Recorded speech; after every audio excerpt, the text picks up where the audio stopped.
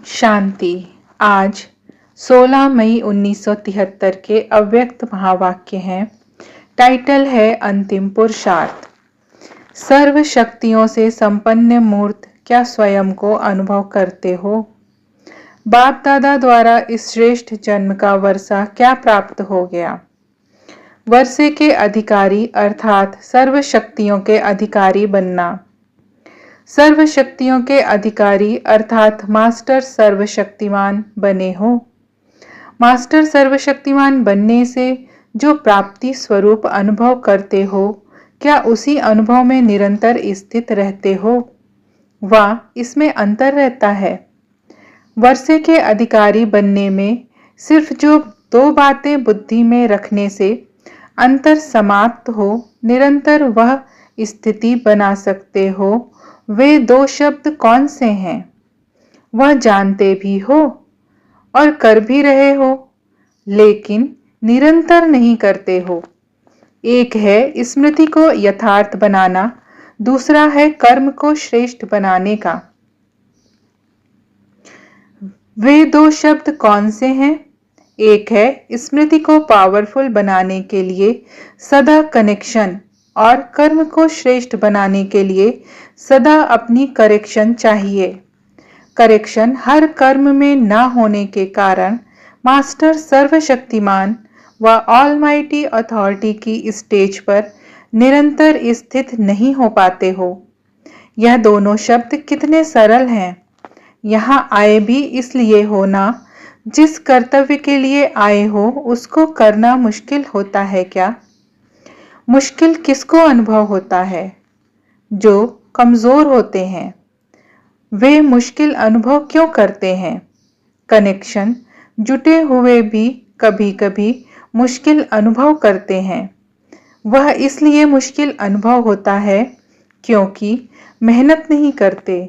जानते भी हैं, समझते भी हैं, चलते भी हैं, लेकिन चलते चलते फिर विश्राम पसंद हो जाते हो। बाप दादा के पसंद नहीं, लेकिन आराम पसंद। इसलिए जानते हुए भी ऐसी स्थिति बन जाती है, तो बाप समान श्रेष्ठ कर्म करने में आराम पसंदी श्रेष्ठ स्थिति को नहीं पा सकते। इसलिए हर संकल्प और हर कर्म की करेक्शन करो और बाप दादा के कर्मों से कनेक्शन जोड़ो, फिर देखो कि बाप समान हैं। अभी आप श्रेष्ठ आत्माओं का लास्ट पुरुषार्थ कौन सा रह गया है? लास्ट स्टेज के लास्ट पेपर के क्वेश्चन को जानते हो? जानने वाला तो जरूर पास होगा ना। आप सभी फाइनल परीक्षा के लास्ट क्वेश्चन को जानते हो। आपका लास्ट क्वेश्चन आपके भक्तों को भी पता है, वह भी वर्णन करते हैं। आपको भक्त जानते हैं और आप नहीं जानते हो। भक्त आप लोगों से होशियार हो गए हैं क्या? आज श्रेष्ठ आत्माओं के कल्प पहले के रिजल्ट का भक्तों को मालूम है और आप लोगों को अपने वर्तमान पुरुषार्थ के फाइनल स्टेज भूल गई है। वह लास्ट स्टेज बार बार सुनते हो, गायन भी करते हैं। गीता के भगवान के द्वारा गीता ज्ञान सुनने के बाद फाइनल स्टेज कौन सी वर्णन करते हो? नष्टो मोहा स्मृति लब्धा। भक्त आपकी स्टेज का वर्णन तो करते हैं ना, तो लास्ट पेपर का क्वेश्चन कौन सा है? स्मृति स्वरूप किस स्टेज तक बने हो? नष्टो मोहा कहाँ तक बने हो? यही है लास्ट क्वेश्चन। इस लास्ट क्वेश्चन को पूर्ण रीति से प्रैक्टिकल में करने के लिए यही दो शब्द प्रैक्टिकल में लाने हैं। अभी तो सभी पास विद ऑनर बन जाएंगे ना, जबकि फाइनल रिजल्ट से पहले ही क्वेश्चन अनाउंस हो रहा है। फिर भी 108 ही निकलेंगे। इतना मुश्किल है क्या? पहले दिन से यह क्वेश्चन मिलता है। जिस दिन जन्म लिया उस दिन ही लास्ट क्वेश्चन सुनाया जाता है। अभी आप लोग जो श्रेष्ठ आत्माएं बैठे हो, वह तो पास होने वाले हो ना। सुनाया था कि पास होने के लिए इस पास शब्द को दूसरे अर्थ से प्रैक्टिकल में लाओ। जो कुछ हुआ वह पास हो गया। जो बीत चुका उसको अगर पास समझकर चलते चलो तो क्या पास नहीं होंगे? इसी पास शब्द को हिंदी भाषा में प्रयोग करो तो पास अर्थात साथ। बाप दादा के पास हैं तो इस एक शब्द को तीनों ही रूप से स्मृति में रखो। पास हो गया, पास रहना है और पास होना है। तो रिजल्ट क्या निकलेगी? संगठन की यादगार जो विजयमाला के रूप में गाई हुई है उसी विजयमाला के मणके अवश्य बन जाएंगे।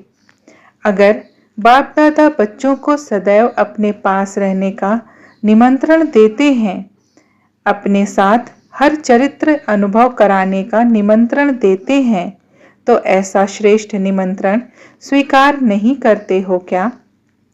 सारे कल्प के अंदर आत्माओं को श्रेष्ठ आत्मा द्वारा, साधारण आत्मा द्वारा भिन्न भिन्न प्रकार के निमंत्रण मिलते रहे, लेकिन यह निमंत्रण अभी नहीं तो कभी नहीं।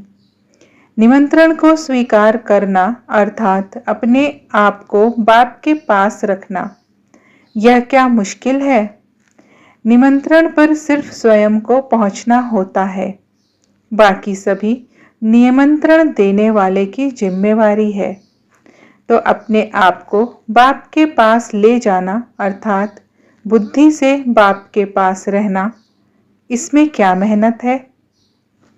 अगर आज की दुनिया में किसी साधारण व्यक्ति को प्रेसिडेंट निमंत्रण दे कि आज से तुम मेरे साथ रहना, तो क्या करेंगे?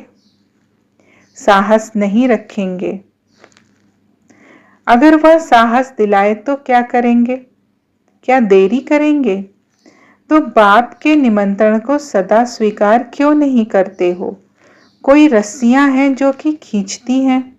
बच्चे पावरफुल हैं या बाप? पावरफुल से पावरफुल कौन? कौन कितना भी पावरफुल हो, लेकिन उससे प्राप्ति क्या?